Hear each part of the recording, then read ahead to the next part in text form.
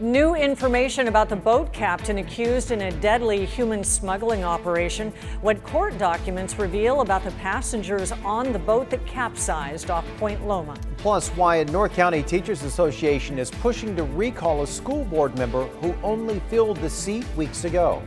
Residents of a local nursing home are reuniting with loved ones after reaching a major milestone. The Positively San Diego moments made possible by a community almost entirely vaccinated. ABC 10 News at 6 starts now. New court documents reveal more about the boat captain accused in a deadly human smuggling operation off the coast of Point Loma. 3 people were killed, more than 24 others were hurt. Good evening, I'm Kimberly Hunt. And I'm Steve Atkinson. As our ABC 10 News reporter Melissa Messiha explains, the victims paid a lot of money to be smuggled into the U.S. A chaotic scene Sunday. A boat struck rocks and broke apart near the tide pools at the Cabrillo National Monument. A woman and 2 men, all Mexican nationals, died. Others rushed to the hospital. Antonio Hurtado, a U.S. citizen, is accused of trying to smuggle 32 people into the United States. Court documents showed most of those on the boat said they paid between $15,000 to $18,500 to be smuggled into the country. The majority were from Mexico. At least one said he was from Guatemala.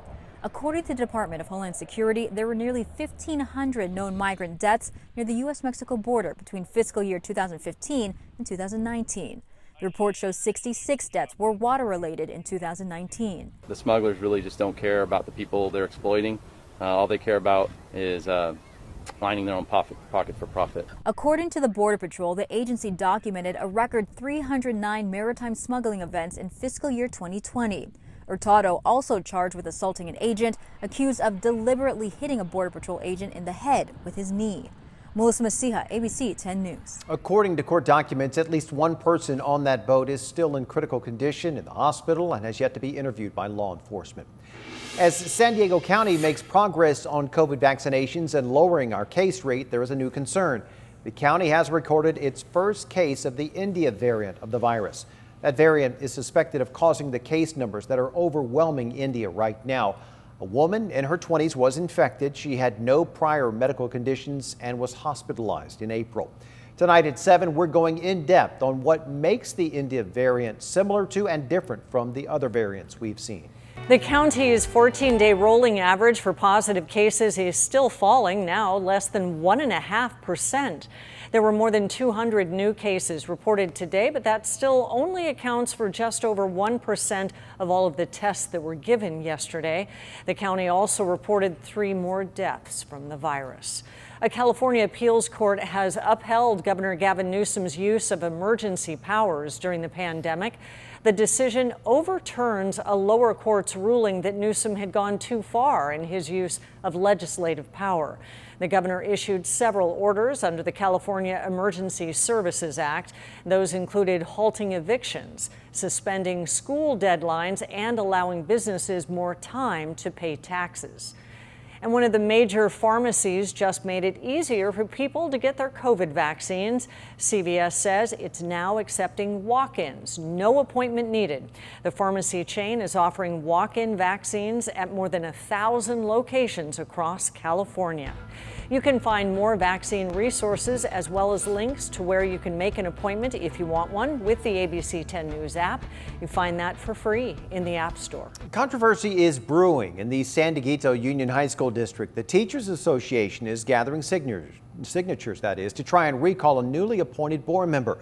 Our ABC 10 News anchor Lindsay Pena explains what led up to this and how it could play out. Miss Young? Yes. Miss Muir? And you know what? We have a board member, Ty Humes. May we? Congratulations to Mr. Humes. That's video from the San Dieguito Union High School District School Board meeting back on April 22nd. Ty Humes was appointed to fill the spot left when a former trustee resigned, instead of holding a special election. The board acted within the process that was allowed. If they didn't, that's a whole, and I'd be one of the first to say. Humes says he and others thought the special appointment was appropriate given the circumstances. It's a common practice when a position is left open in the middle of a term. In this case, Humes would serve for 18 months. But the Faculty Association sees it differently. We want to let the voters of Area 5 decide. Duncan Brown is president of the San Diego Faculty Association. They've started gathering signatures to remove Humes and hold a special election. We would, encourage him to run in the special election. We just want enough time to vet the candidates. Brown says they don't have issue with Humes specifically. They simply want the voters in Area 5, which Humes represents, to have a say. But Humes says, as the first African-American man to hold the spot, he feels this is a missed opportunity to affect real change. I view it as unconscious bias. I don't think people are racist or anything. I'm not part of those discussions. We are 100% on board with having a diverse school board. We just want to look at the process of making sure that it's the Area 5 voters that would vote Mr. Humes in. Lindsay Pena, ABC 10 News. If at least 399 signatures are gathered, holding a special election would cost an estimated $500,000 to $650,000. After years of children being separated from their parents, the Biden administration is working to reunite migrant families. One of those reunions happened at our San Ysidro port of entry this week. Cameras were rolling when 15-year-old Brian was able to hug his mother after being away from her for 3 years. Sandra Ortiz fled Mexico, fearing for her family's safety, but was deported from the U.S. without her son. It feels like a dream. Like I was in the car and I was just like, this is finally happening. And I'm really going to be reunified with her after all these times. It will still take time for many migrant families who are waiting to connect with loved ones. And there are also questions surrounding what happens when these families are together again, whether they will be deported or given the chance to pursue asylum. San Diego Mayor Todd Gloria says he met virtually with the Secretary of Homeland Security this week to talk about cross-border travel restrictions. The Biden administration has said it wants to lift restrictions on non-essential travel, but it doesn't have a timeline as of yet. Mayor Gloria says he has advocated for those restrictions to lift sooner rather than later and invited the DHS secretary to visit the San Ysidro port of entry. And County Supervisor Joel Anderson says that he's looking at what can be done to stem the flow of sexually violent predators being housed in the East County.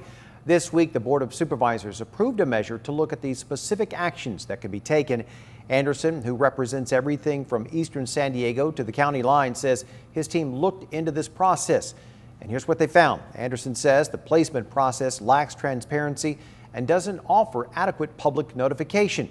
He added that there is a way for a local committee to be directly involved in giving input on where to house sexually violent predators. He says he plans to put that to use. Firefighters are making good progress on the southern fire burning east of Julian. Crews now have the 5,300-acre fire 90% contained. The southern fire broke out Saturday and quickly exploded in size, leading to evacuation orders. Those orders were lifted as the week began and no injuries were reported. The fire destroyed 3 buildings. It's still not known how it started. The parents of that young man who died at Mission Trails are optimistic that change is just around the corner. 21-year-old Max Lanai went for a run back in January when it started to rain. He lost his footing crossing the San Diego River. He fell and he died. His parents have raised about $500,000 to build a bridge in the very spot where he fell to keep others safe. Last night, Parks Citizens Advisory Committee voted to recommend the Max Lanai Memorial Bridge move forward. We spoke with his parents today about the vote. We've gone from inertia and resistance to embracing the project and really now getting to work on the mechanics of the project, including funding. The project now goes to the Mission Trails Regional Park Task Force later this month for potential approval. The bridge could cost up to $2 million. Funding is still to be decided, including whether it will be fully private or a public-private partnership. Right now, San Diego Public Library advocates are speaking at a city budget meeting to rally against library funding cuts. This comes in response to a 10% cut in annual funding in Mayor Gloria's proposed city budget. The San Diego Library Foundation is asking that those cuts not be made and go one step further. It is asking for what it calls long overdue investments. Those include overhauling library staffing, which it says relies heavily on hourly, non-benefited workers. As more new movies are released in theaters this weekend, Regal Cinemas is reopening 5 more local locations. The list of those theaters that's on your screen, they include the theaters in Oceanside, Chula Vista, El Cajon, and Escondido. Mortal Kombat and Godzilla vs. Kong, they are still among the headliners in theaters, and they will soon be joined by A Quiet Place 2 and the new Fast and Furious movie.